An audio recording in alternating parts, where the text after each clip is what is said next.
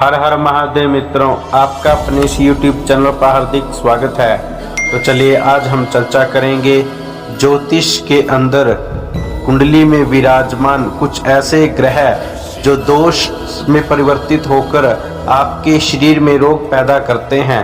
तो ऐसे ही कौन से ग्रह से होता है शरीर में रोग, अशुभ योग व दोषों के बारे में जानेंगे और जानेंगे बीमारियों के घरेलू उपाय, रामबाण टोटके, शुगर, फंगस, मुंह पर फुंसी फोड़े, मोटापा, गंजापन, आंखों की समस्या, आंखों पर चश्मा लगना, सिर दर्द, पेट संबंधित बीमारियां, यौन संबंधित समस्या यानी कि गुप्त रोग, डिप्रेशन की बीमारी या पागलपन का दौरा पड़ना, मिर्गी या हार्ट अटैक, किसी भी तरह की दुर्घटना या बीमारियां आना, किन ग्रहों के योग से ऐसा हमारे साथ होता है तो जानेंगे इस वीडियो में। तो चलिए शुरू करते हैं। किसी भी व्यक्ति के जीवन में उसकी कुंडली विशेष महत्व रखती है।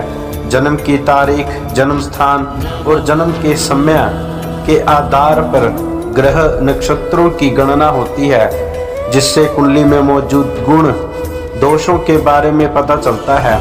ज्योतिष के अनुसार कुंडली में मौजूद दोष जीवन की बहुत सी चीजें तय करते हैं। जन्म से ही बार बार बीमार रहना, या तो आप बीमारी में दवाई ले रहे हैं पर उस दवाई से कोई भी फर्क नहीं पड़ रहा हो, और कुंडली में मौजूद कोई दोष आपके जीवन पर बुरा प्रभाव डाल रहा हो। तो आइए जानते हैं ऐसे ही कुंडली में दोषों के बारे में, जिनमें से कुंडली में किसी एक की भी ग्रह की मौजूदगी से बुरा समय चल रहा हो, और साथ में जानेंगे उन दोषों के कारगर उपाय। तो सबसे पहले, जब किसी व्यक्ति की कुंडली में यदि बुध और मंगल कुंडली के अंदर एक साथ हो तो ऐसे व्यक्ति को खून से जुड़ा रोग होता है। साथ ही जब मंगल के कारण बुध ज्यादा खराब हो तो वह ब्लड प्रेशर की परेशानी देता है, जिसको हम बीपी कहते हैं। बीपी कई बार हाई हो जाता है, कई बार लो हो जाता है। यदि किसी व्यक्ति की कुंडली में चंद्र बुध की युति वृश्चिक राशि में हो, उस पर राहु की दृष्टि पड़ रही हो तथा 8वें स्थान पर स्वामी लग्नस्थ होने से जातक को मानसिक रोग हो सकता है। यदि पंचम स्थान पर नीच का शनि विराजमान हो, उस पर राहु की दृष्टि हो तो ऐसे जातकों को पेट से संबंधित समस्याएं रह सकती हैं।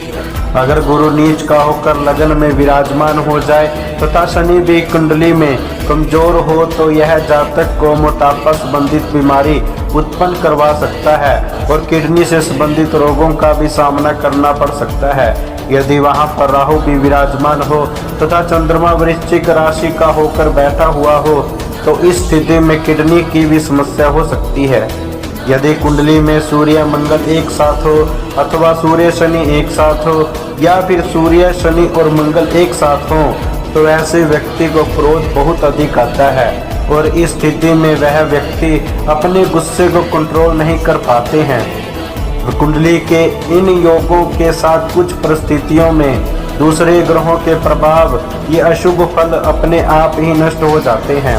यदि आपको कोई भी बीमारी है, उस बीमारी से आप बार बार जूझ रहे हैं, दवाई भी असर नहीं कर पा रही है, तो आपको एक विशेष उपाय बताया जा रहा है। इसको नोट करें और इसको जमाएं।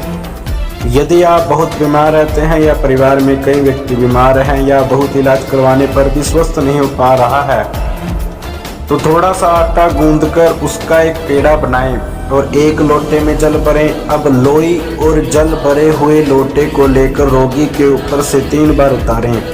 जल को किसी दिव्य वृक्ष जैसे पीपल आदि में चढ़ा दें और आटे का पेड़ा गाय को खिला दें। ज्योतिष के अनुसार इस उपाय को 3 दिनों तक करने से जल्द ही लाभ देखने को मिलता है।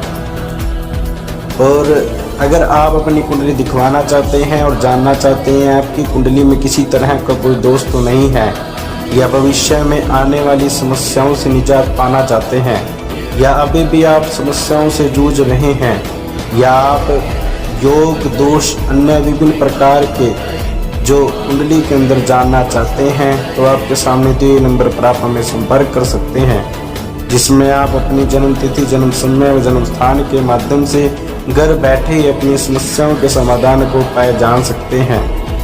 तो चलिए मित्रों, बताइए वीडियो कैसी लगी, कमेंट बॉक्स में जाए कमेंट करें। अच्छी लगी तो लाइक जरूर करें, शेयर करें। चैनल को सब्सक्राइब करना मत भूलिएगा। मैं आगे भी आपके बीच ऐसी सनातन धर्म व ज्योतिष संबंधी जानकारी लाता रहूँगा।